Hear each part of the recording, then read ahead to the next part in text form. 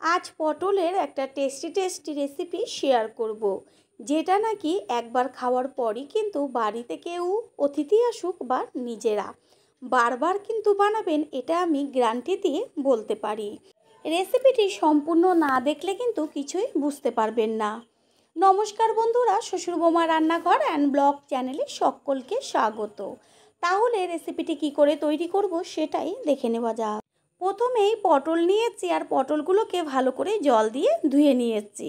এরপরে একটি ছুলনির সাহায্যে পটলের গায়ের উপরে কিন্তু খোসা ছাড়াবো না, শুধু একটুখানি চেঁচে দেবো, হালকা করে বাদামের খোসার মতন উঠে আসবে।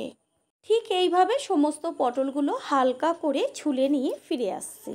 এরপর পটলটাকে ধরে মাঝখান থেকে কেটে দুই ভাগ করে নেব। তারপরে আবারও কিন্তু ওই অর্ধেক পটলের মাঝখান দিয়ে কেটে দুই টুকরো করে নেব। ঠিক এইভাবে একটা পটলকে 4 টুকরো করে নেব। দুই পাশের মাথার দিকের কিন্তু অংশ কেটে ফেলবেন না, ওইটা সম্পূর্ণ ডাঁটি সমেতই থাকবে। তারপরে ছুরির সাহায্যে সমস্ত পটলটা গোড়ার দিকের শুধু বাকি রেখে সামান্য অংশ পুরো কিন্তু গাটায় সরু সরু করে কেটে দেব। পটল কেটে নেওয়াটা একটু ভালো করে লক্ষ্য করবেন। খেয়াল রাখতে হবে পটল কাটার সময় যেন পুরোটাই কেটে না যায়, মুখের দিকে সামান্য একটু অংশ বাদ রেখে তারপরে কিন্তু পুরো গাটা কেটে নিতে হবে। এইভাবে সমস্ত পটলগুলো কেটে নিয়ে ফিরে আসছি। পটলগুলো কত সুন্দর কেটে নেওয়া হয়ে গেছে, আর দেখা যাচ্ছে পটলের কিন্তু দুই পাশে কিন্তু একদম ভাগ ভাগ হয়ে গেছে। এগুলোকে এবার ভালো করে জল দিয়ে ধুয়ে নিয়ে তারপরে কিন্তু বেশ হাত দিয়ে জলটাকে চিপে চিপে বের করে নিয়ে একদম পটলগুলোর গা শুকনো করে ফেলতে হবে।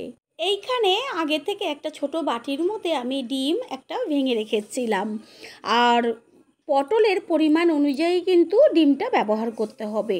একটা চামচের সাহায্যে ডিমের সাদা অংশটাকে রেখে উপরের কুসুমটাকে তুলে নেব। কুসুমটা তুলে নেওয়া হয়ে গেল। এবার ভালো করে যে সাদা অংশটা রয়েছে সেটা ফেটিয়ে নেব। যত ভালো ফেটানো হবে ততই কিন্তু ভালো হবে, পুরো যেন ফেনা ফেনা হয়ে যায় সেদিকটা খেয়াল রাখতে হবে। সাদা অংশটা ভালো করে ফেটিয়ে নেওয়া হয়ে গেল। এবার অন্য একটা পাত্রের মধ্যে 2 চা চামচ ময়দা আর 2.5 চামচ কর্নফ্লাওয়ার। কর্নফ্লাওয়ার না থাকলে সুজি বা চালের গুঁড়ো ব্যবহার করতে পারেন। দিয়ে দেব ছোটো চামচের 1/2 চা চামচ লবণ আর ঝালের জন্য লঙ্কার গুঁড়ো, আর দেব 1/2 চা চামচ হলুদ গুঁড়ো।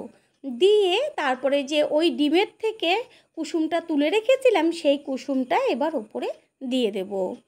তারপরে চামচের সাহায্যে ভালো করে কিন্তু মিশিয়ে নেব। ডিমের কুসুম ভালো করে মিশিয়ে নিয়েছি। এবার সামান্য জল দিয়ে চামচের সাহায্যে পুরোটা তৈরি করে নেব। আর জলের পরিমাণ কিন্তু একদমই বেশি দেবেন না, ব্যাটারটা কিন্তু একদম থকথকে ঘন তৈরি হবে। ব্যাটার তৈরি হয়ে গেছে। ব্যাটারটাকে সাইডে রেখে এখানে পটলগুলো জল দিয়ে ধুয়ে নিয়ে তারপরে ভালো করে গাটা মুছে রেখেছিলাম।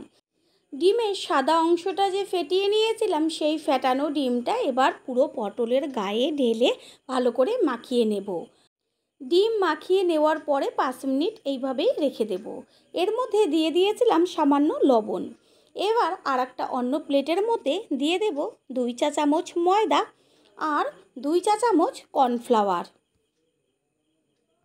দেব 2 চা চামচ ব্রেড ক্রাম্বস। যদি না থাকে তাহলে অবশ্যই সুজি ব্যবহার করতে পারেন।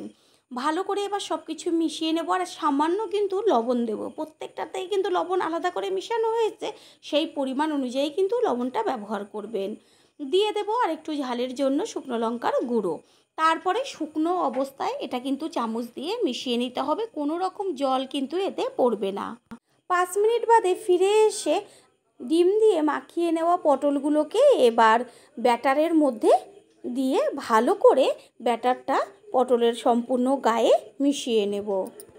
পুরনো বন্ধুদের সবসময় আমাদের পাশে এইভাবে ভালোবেসে সাপোর্ট করার জন্য অনেক অনেক ভালোবাসা। গ্যাসের ওভেনে কড়াই বসিয়ে কড়াইটা গরম হয়ে গেলে এতে দিয়ে দিয়েছি সাদা তেল।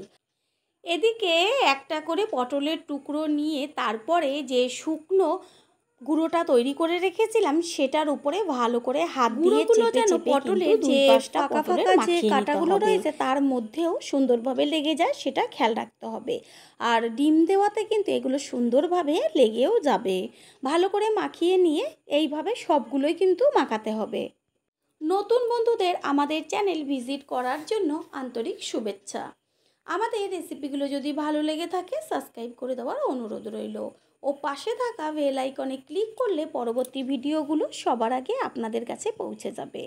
পটলগুলো যে গুঁড়ো দিয়ে মাখিয়ে নিয়েছিলাম এবার গরম তেলের ওপরে কিন্তু আস্তে আস্তে এক একটা করে একসঙ্গে অনেকগুলো ছেড়ে দেব। গ্যাসের ফ্লেম কিন্তু এই পর্যায়ে একদম লোতে রাখতে হবে। এই ভাজা দিয়ে কিন্তু গরম গরম ভাত একদম এক থালা খেয়ে নেওয়া যাবে, অন্য কিন্তু কিছু আর লাগবে না। নিচের পিঠটা হালকা যখন ভাজা হবে তখন উল্টে দিতে হবে ওপরের পিঠটা হবার জন্য। ঠিক এইভাবে এপিট ওপিট করে পটলগুলোকে ভেজে নেব।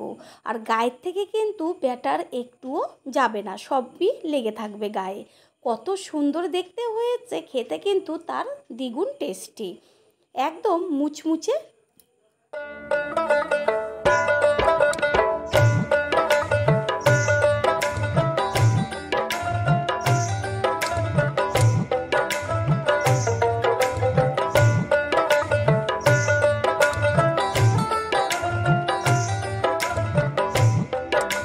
পটলগুলো ভেজে নেওয়া হয়ে গেল, এরপরে কিন্তু তেল ছেঁকে তুলে নেব।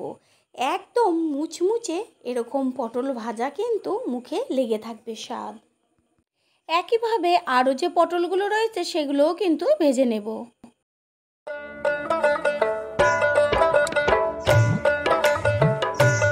সবগুলো ভেজে নেওয়া হয়ে গেছে, আর কতখানি মুচমুচে হয়েছে সেটা আপনাদের শুনিয়ে দিচ্ছি।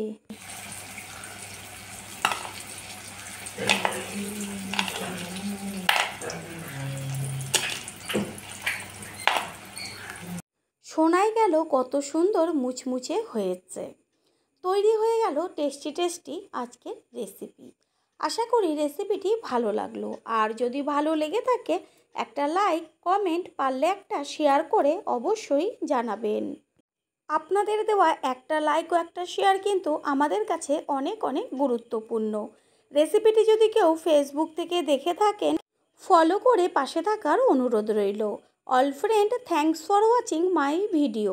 আপনারা সকলে ভালো থাকবেন, সুস্থ থাকবেন। আবারও দেখা হবে অন্য কোনো রেসিপির এপিসোডে।